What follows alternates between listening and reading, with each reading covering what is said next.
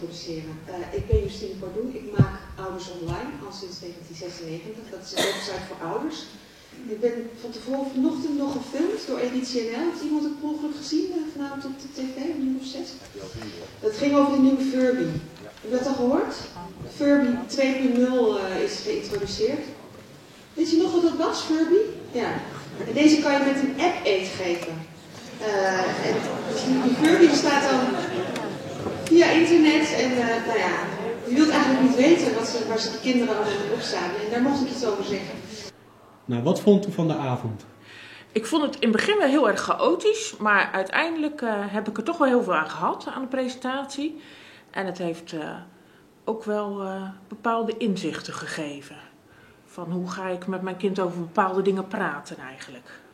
En al die apps die worden verkocht met een groot stempel erop, educatief. Educatief. En dat is dan de bedoeling dat u denkt, ach, dat is goed voor mijn kind. En zo wordt deze Furby verkocht als educatief speelgoed.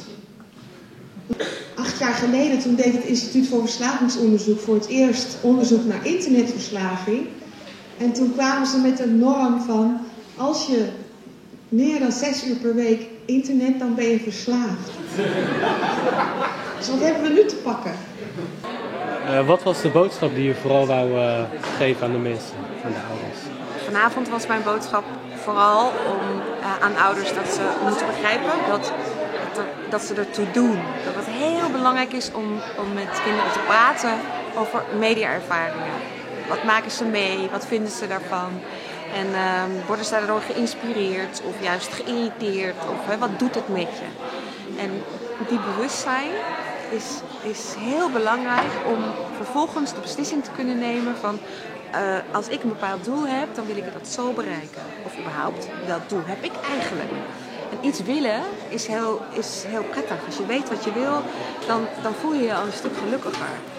En aangezien alles wat tieners nu met media meemaken zo belangrijk is, ze worden gevormd door alles wat ze zien, is het ook heel belangrijk om die belevingswereld mee te nemen in de gesprekken thuis, aan de eettafel. Gewoon tussen het lopen met de hond.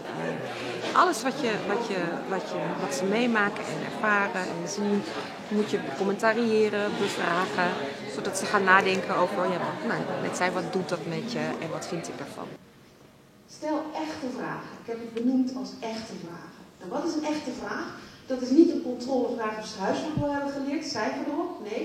Dat is ook niet dat ze thuis komen en zeggen, ik heb nou niet gezegd, de tas moet gewoon daar. Dat is wel een vraag, maar dat is geen echte vraag. Een echte vraag is een vraag waarbij je het antwoord zelf niet weet. Waarbij je geïnteresseerd bent in te horen wat het antwoord is. Waarbij die ander moet gaan nadenken van, hoe zit dat eigenlijk? Waarbij je dus tijd neemt om te luisteren.